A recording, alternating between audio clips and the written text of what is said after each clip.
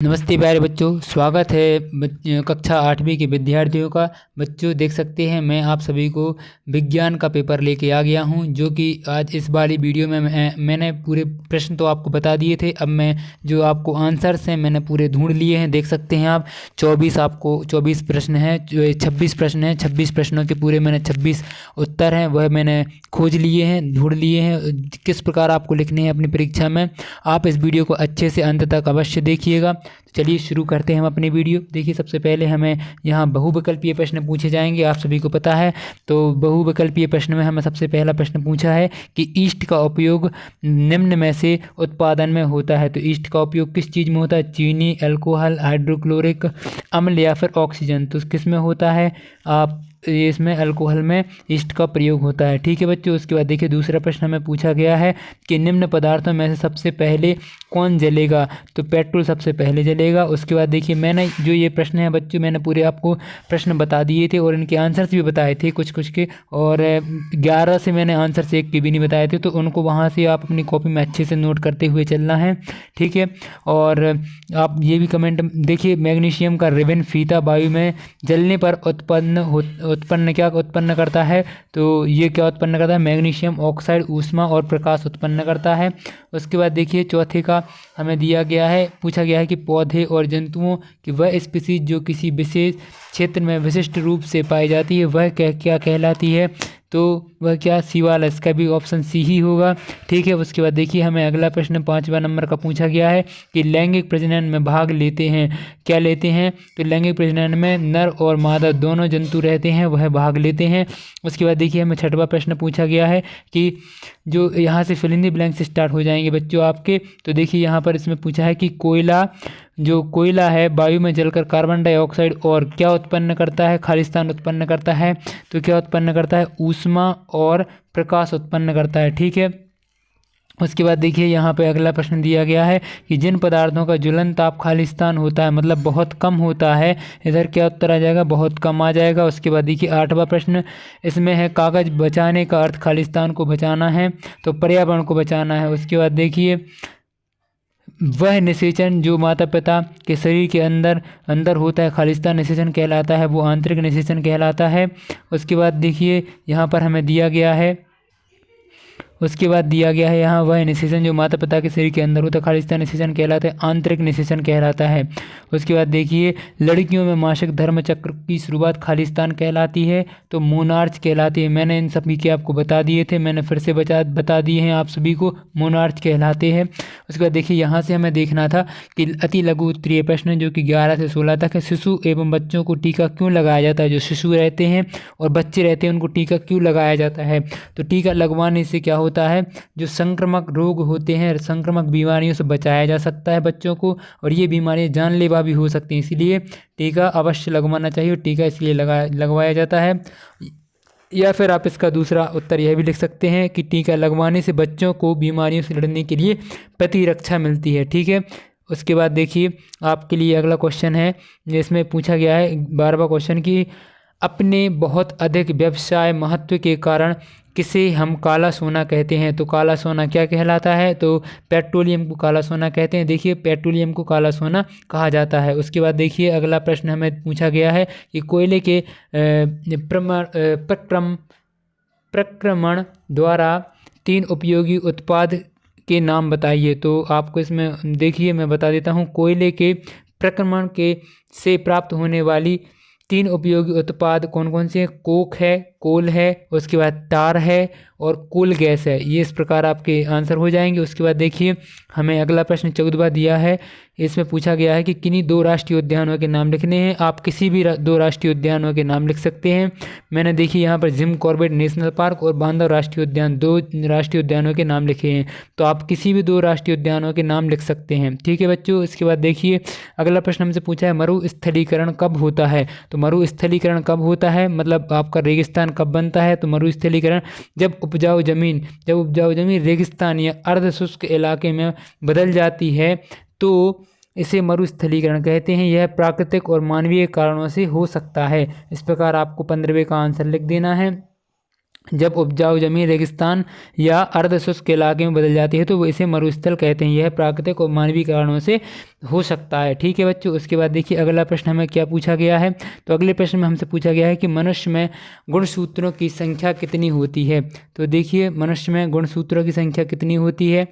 देखिए चलिए बताते हैं कि मनुष्य में गुणसूत्रों की संख्या कितनी होती है। तो यहाँ देखिए आमतौर पर मनुष्य के शरीर में हर कोशिका में 23 जोड़े मतलब गुणसूत्र पाए जाते हैं, यानी कुल 46 गुणसूत्र होते हैं। ठीक है, उसके बाद देखिए अगला प्रश्न हमसे क्या पूछा है कि एक किसान अपनी भरपूर व अच्छी फसल काटने के बाद उसे भंडारण में पूर्व सुखाना भूल गया, उसे किन समस्याओं का सामना करना पड़ सकता है। तो देखिए यहाँ पर इसका प्रश्न का उत्तर देखते हैं 17वें वाले का। तो फसल जो किसान है अगर वो फसल मौजूद नमी की वजह से अत्यधिक सड़ना, फफूंद और कॉस्मेटिक दाग धब्बे हो सकते हैं फसल में, और इससे फसल बेचने लायक नहीं रहती है, और फसलें कीट या मौसम की वजह से भी बर्बाद हो सकती हैं। तो ये आपको तीन पॉइंट लिख देने हैं।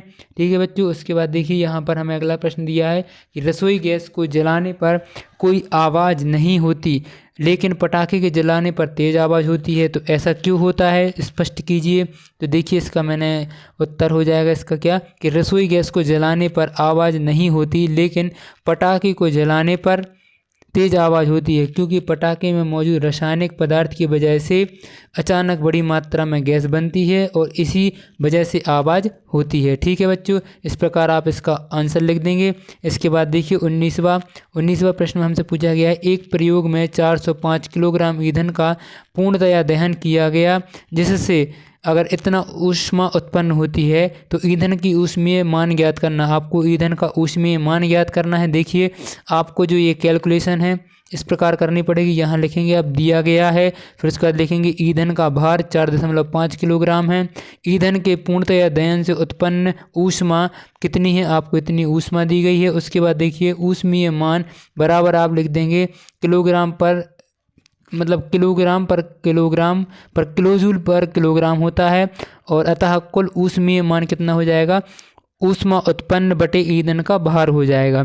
तो जितनी ऊष्मा आपकी उत्पन्न हुई है बटे में आप भार, तो इसको जब भाग देंगे तो आपका यह उत्तर आ जाएगा। ठीक है बच्चों, 19वें आंसर में आपको इस प्रकार करना था।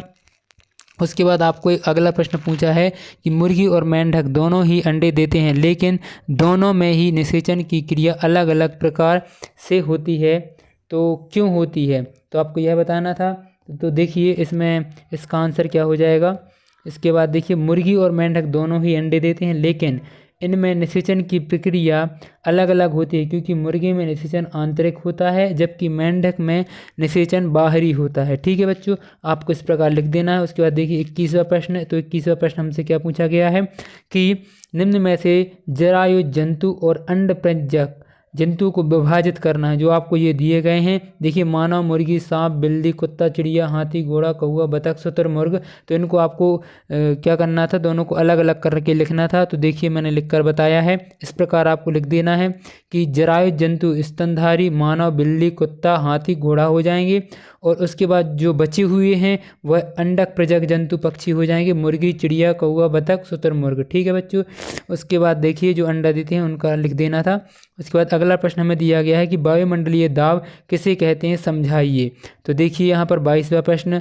तो 22वां प्रश्न हमें दिया गया है कि पूछा गया है कि वायुमंडल दाब। तो वायुमंडल दाब या वायु दाब पृथ्वी के वायुमंडल में मौजूद हवा के अणुओं द्वारा सतह पर लगाए गए बल को कहते हैं। इसे बैरोमीटर से मापा जाता है। वायुमंडलीय दाब रहता है उसे किससे मापा जाता है, बैरोमीटर से मापा जाता है। और क्या होता है यह मौजूद हवा में मौजूद अणुओं के सतह पर लगाए हुए बल को कहते हैं, इसलिए इसे बैरोमीटर दबाव भी कहा जाता है। तो आपको इस प्रकार परिभाषा लिख देनी है इसमें। उसके बाद देखिए अगला प्रश्न हमसे 22वां प्रश्न क्या पूछा गया है। तो इसमें 22वां प्रश्न हमसे पूछा गया है 23वां प्रश्न यहाँ से वायुमंडलीय दाब हमने देख लिया है। तो 23वां प्रश्न हमें देखना था जो कि इससे पूछा गया है, जो 5 नंबर का प्रश्न है, देख सकते हैं आप, 5 अंक का है। 23 नंबर का प्रश्न। तो इसमें पूछा गेहूँ की फसल उगाने कि इन प्रक्रमों का सही क्रम क्या है। तो कटाई, गेहूं का भंडारण, सिंचाई, खरपतवार से सुरक्षा, खाद उर्वरक देना, बुवाई, मिट्टी तैयार करना। तो क्या हो जाएगा इसका आंसर, देखिए मैं आपको बताता हूँ 23 नंबर का।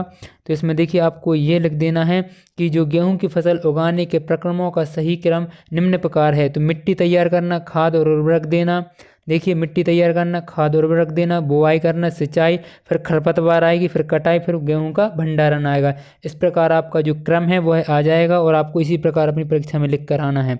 ठीक है, तो आपको 5 नंबर मिल जाएंगे। ठीक है बच्चों, उसके बाद देखिए 24 नंबर का प्रश्न यहाँ पूछा गया है हमसे कि निम्नलिखित को हितोषी और हानिकारक सूक्ष्म जीवों में वर्गीकृत करना है। 2 चीज़ों में आपको वर्गीकृत करना है, हितोषी और हानिकारक सूक्ष्म जीव होते हैं ये आपको ईस्ट, मलेरिया परजीवी, लैक्टोबैसिलस, रोटी का फफूंद और राइबोजियम। तो आपको ये जो जीव दिए हैं, सूक्ष्म जीव दिए हैं, इनको हानिकारक कौन से हैं और हितोषी कौन से हैं, आपको दोनों में वर्गीकृत करना है। देखिए मैंने यहाँ पर वर्गीकृत किया है। तो आप सबसे पहले लिखेंगे निम्न प्रकार है वर्गीकृत का, यहाँ लिख देना है आपको वर्गीकृत करता हूँ। ठीक है, उसके बाद इधर लिख देंगे आप हितोषी सूक्ष्म जीव, तो ईस्ट, लैक्टोबैसिलस और राइबोजियम।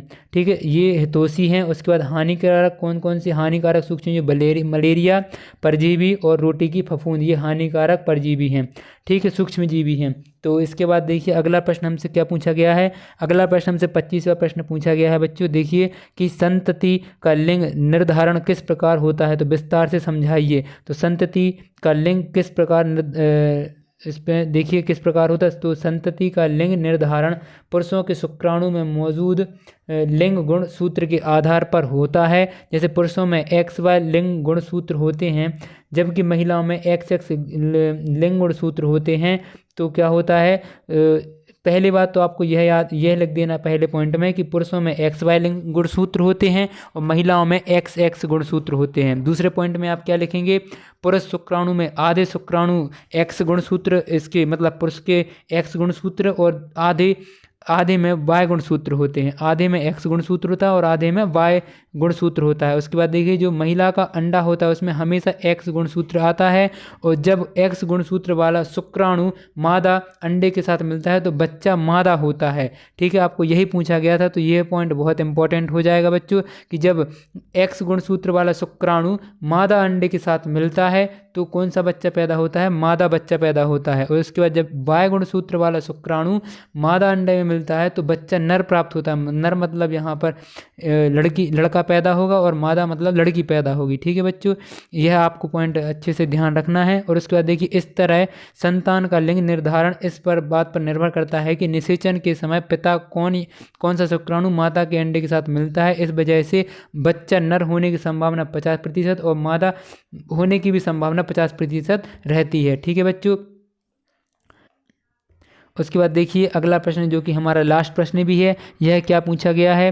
तो इसमें देखिए हमसे पूछा गया है पहाड़ों पर वायु दाब कम क्यों होता है, कारण सहित समझाइए। इसको कारण सहित आपको लिखना है कि पहाड़ों पर वायु दाब क्यों कम होता है। तो देखिए ये 5 नंबर का प्रश्न है बच्चों, फिर भी मैंने छोटा ही दिया है आपको। देखिए ऊंचाई बढ़ने पर वायु दाब होता है जो क्या हो जाता है, कम हो जाता है, जिससे अणुओं के बीच क्या होता है, टकराव की गति कम होती है। इसके कारण तापमान कम हो जाता है। जब आप पहाड़ों की ऊंचाई पर जाते हैं तो वायु दाब कम होता है क्योंकि वायु शोषण कम होता है, और वायु शोषण की कमी के कारण वायु की घनत्व कम हो जाती है। इस प्रकार आपके पूरे क्वेश्चंस कंप्लीट होते हैं बच्चों। कल के लिए आप सभी के लिए ऑल द बेस्ट। और अगर वीडियो पसंद आई है तो बच्चों लाइक करिए। बिल्कुल आपको कहीं अब भटकने की आवश्यकता नहीं है, कोई दूसरी वीडियो देखने की आवश्यकता नहीं है, आपको टाइम वेस्ट करने की आवश्यकता नहीं है। आप इस वीडियो में संतुष्ट रहिए और उसके बाद अपनी कॉपी में इन पूरे जो मैंने बताए हैं आंसर्स इनको याद करने की आप रात भर आप कोशिश करिएगा। ठीक है, मिलते ऑल द बेस्ट कल के पेपर के लिए। अगर मुझे सुबह कोई जानकारी मिलती है तो मैं अपलोड कर दूंगा इसमें, तो आप चैनल पर बने रहिएगा। ठीक है, मिलते हैं नेक्स्ट वीडियो में। थैंक यू, धन्यवाद।